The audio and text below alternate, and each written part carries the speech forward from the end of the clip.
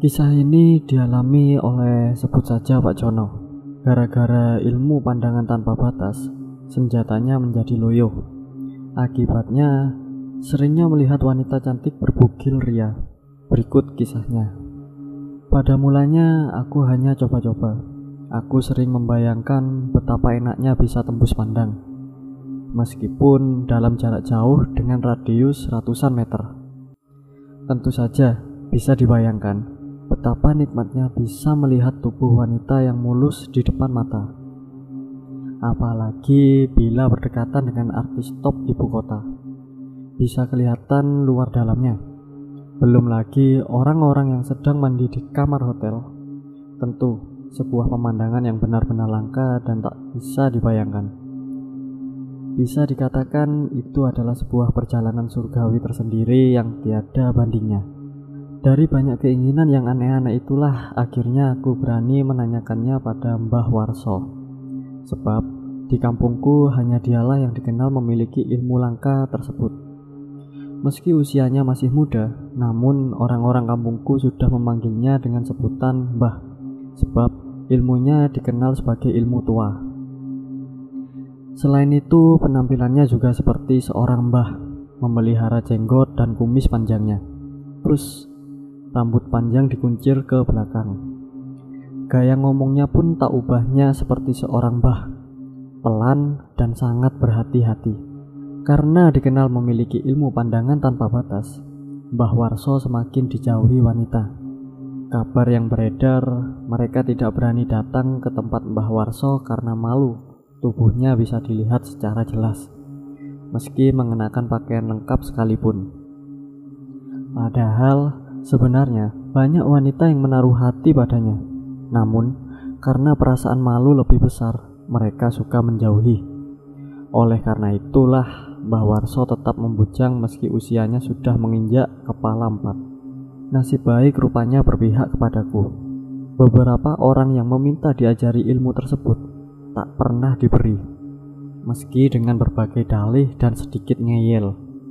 Namun Mbah Warso lebih memilih diam.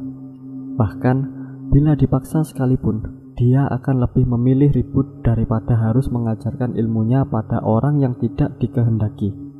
Seakan ada tanda sendiri pada calon murid yang bisa diajarkan ilmu tersebut. Tapi lain halnya denganku. Ketika aku minta diajari, dia langsung legowo atau menerima. Bahkan langsung menanyakan kesiapanku untuk mempelajarinya. Jawaban itulah yang sempat membuatku setengah tak percaya. Kok begitu mudah bagiku? Padahal yang lain sulitnya setengah mati. Bahkan sampai mati sekalipun belum bisa mendapatkannya. Kata orang, garis tanganku menakdirkan akulah salah satu seorang yang akan mampu menerima ilmu pandangan tanpa batas tersebut. Syukurlah kalau memang begitu. Ini memang rezekiku, pikirku saat itu. Dalam waktu tidak begitu lama, aku sudah berhasil menguasainya. Ternyata ritualnya tidak sesulit yang aku bayangkan sebelumnya. Hanya dengan berpuasa pati geni beberapa hari saja, plus lelaku yang tak seberapa berat, keinginanku sudah tercapai. Dalam hitungan jari tangan, aku sudah bisa menerawang ke beberapa tempat. Meski terhalang tembok tebal, benar-benar gila betapa mulusnya tubuh Dian, Sari, Hilda, dan Siska. Padahal sejak dulu aku mau mengintip, waktu mandi saja susahnya minta ampun. Takut kepergok orang kampung. Sejak mulai menguasai ilmu terawangan, aku memilih hobi baru. Setiap hari selalu kesempatkan diri untuk menjajal ilmuku. Hampir seluruh wanita di kampungku, semuanya sudah pernah kulihat tubuhnya. Bahkan istri kepala desa yang bekas foto model sudah puas aku memandangnya. Tak puas hanya dengan memandangi seluruh gadis-gadis, ibu, dan janda di kampungku jadi sasaran. Akhirnya aku mengembangkan bakat alamku ke kota. Setiap memasuki terminal bus, aku selalu menyempatkan untuk merapal ilmuku lebih dulu. Jadinya mereka yang ada di sekitar tempat itu seperti tak mengenakan pakaian sedikit pun. Luar biasa, enak bener. Terasa seperti hidup di alam lain saja. Tidak hanya tubuh wanita yang mulus saja yang bisa kulihat, tapi juga orang-orang yang sedang melakukan hubungan intim di kamarnya lewat ilmu pandangan tanpa batas. Aku bisa melihatnya dengan jelas setiap gerakan mereka. Beberapa temanku yang sempat kuceritakan detik demi detik permainan seorang tetangga hanya bisa ngiler mendengarnya. Ayo dong, ajari aku. Itulah ujungnya setiap aku menceritakan sesuatu pada mereka. Akibat ilmu tersebut, aku tak suka lagi nonton VCD porno. Bagiku, melihat langsung akan lebih bagus ketimbang hanya melihat di layar televisi.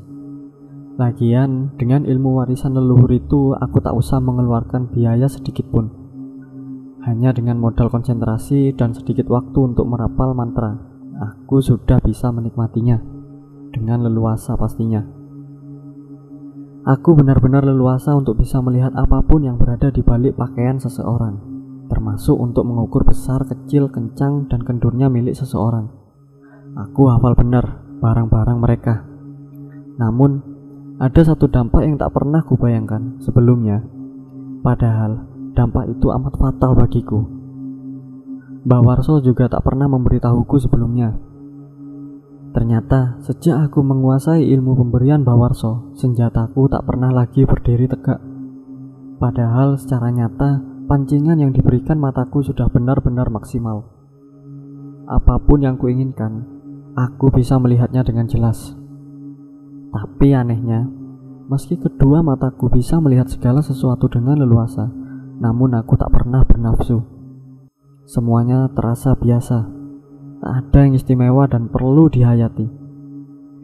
Yang juga amat kusesali, ternyata aku sudah terlambat mengetahuinya. Ketika aku sudah puas dengan melihat segala macam wanita yang kuinginkan, dan aku mulai ingin menikah dan hidup normal. Saat itulah aku baru tahu, ternyata senjataku tak berfungsi lagi. Beberapa kali aku mencoba dan mereparasi ke beberapa tukang obat kuat, namun belum juga membuahkan hasil yang maksimal. Bahkan saking gusarnya, sempat aku datangi kios pengobatan India khusus lemah syahwat, namun belum juga berhasil. Padahal saat itu, si pengobatnya wanita India yang benar-benar cantik plus bahenol, berpakaian minim lagi. Padahal sebagai seorang lelaki normal, melihat saja atau tanpa menyentuh bisa membuat lelaki yang lemah syahwat langsung bergairah, jantan kembali. Tapi aku benar-benar lain. Disentuh beberapa kali pun tak juga mau bergerak. Aku mulai panik. Ku datangi Mbah Warso, lalu ku sampaikan keluhanku kepadanya. Pikirku hanya dialah yang tahu penawarnya, karena dia juga yang memberikan ilmu itu kepadaku. Namun, apa yang terjadi kemudian? Sungguh di luar dugaanku. Orang itu malah tertawa terbahak-bahak. Bukan cuma kamu yang merasakan hal itu, aku sendiri juga sangat menyesal, jawabnya dengan enteng. Saat itu darah mudaku langsung naik ke ubun-ubun. Tanpa terkendali, ku pegang kerah bajunya lalu ku angkat. Dasar guru bajingan, bentakku, diiringi bau mentah yang langsung mendarat di bibirnya. Lelaki itu terjerambab ke tanah sambil meratap minta ampun. Tetapi secara diam-diam aku merasa kasihan juga kepadanya. Tak kuat dengan batinku yang semakin memberontak, ku tinggalkan Mbah Warso sendirian. Tak lupa aku memohon maaf atas kekasaranku, namun tetap dengan jawaban semula. Ia mengaku belum tahu penangkalnya. Ia sendiri sebenarnya juga kepingin bisa memiliki senjata normal layaknya seorang lelaki biasa. Setiap menjelang tidur, aku selalu merenungi dosa-dosa yang telah kuperbuat. Bukankah mengamalkan ilmu semacam itu dilarang Tuhan karena bisa mempermalukan orang? Kenapa aku melakukannya? Bukan salah Mbah Warso kalau aku sekarang dihukum. Toh kesalahan sudah aku lakukan dalam beberapa lama. Beruntung aku masih diberi kesempatan untuk bertobat. Jika tidak, maka aku akan menyesali lebih lama lagi nantinya. Setelah merenung untuk beberapa lama, aku mulai menemukan jalan keluarnya. Aku semakin senang dengan puasa Senin Kamis, lalu membaca syahadat sebanyak 41 kali setiap usai sholat maghrib. Sementara mantra ilmu pandangan tanpa batas kusingkirkan jauh-jauh. tak pernah lagi kuamalkan, bahkan kulupakan sebisa mungkin. Beberapa pantangan malah sengaja kulanggar. Rupanya usahaku tak sia-sia. Beberapa kali aku merasakan aliran hangat merambat dari pusarku menuju alat vitalku. Saat itu pula aku merasa optimis untuk bisa hidup normal seperti dulu lagi. Namun semuanya tetap kuserahkan kepadamu, Tuhanku yang Maha Pengampun.